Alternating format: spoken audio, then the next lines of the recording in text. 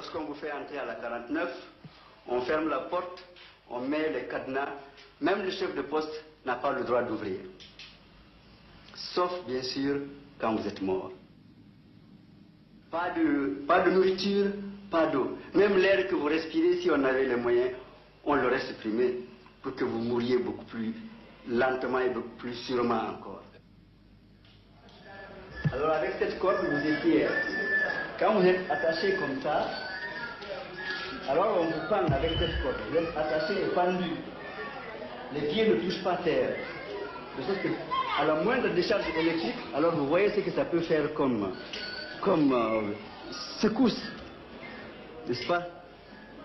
À chaque fois qu'on tournait la gégène, vous étiez là en train de vous balader en l'air comme un pantin. Attaché à cette corde, évidemment, qui était plus solide à l'origine. C'est là que se trouvait la gégène qu'on tournait, ici. Ici, on le branchait au sein, aux oreilles et finalement au sexe. Même les femmes, même aux femmes, on le branchait au sexe.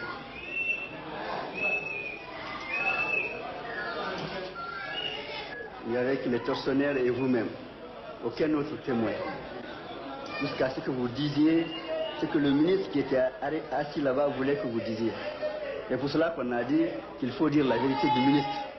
Nous avions des planches. Chacun avait une portion de jardin à arroser chaque matin. Alors un matin, alors que j'arrosais ici, j'ai entendu quelqu'un dire psst, psst, psst. J'ai regardé par là, je n'ai vu personne. C'est en ce moment que j'ai vu, sortant de ce trou-là, qui était plus petit que ça, j'ai vu une main qui était sortie tenant un chiffon. L'homme était en diète noire, donc condamné à mort. Le bruit de mon arrosoir, il avait su que j'avais de l'eau. Et il me demandait de lui mettre un peu d'eau sur le chiffon pour sucer. Alors, mais je suis resté comme pétrifié. D'abord, de voir une main sortir d'un trou, la vision là même était presque irréelle. Deuxièmement, j'étais devant un cas de conscience. Si je donne l'eau et qu'on me voit, on me met en diète noire. Si je ne le fais pas, je sais que c'est quelqu'un qui va mourir de soif. Alors finalement, j'ai regardé, comme il n'y avait pas d'homme de garde, j'ai continué.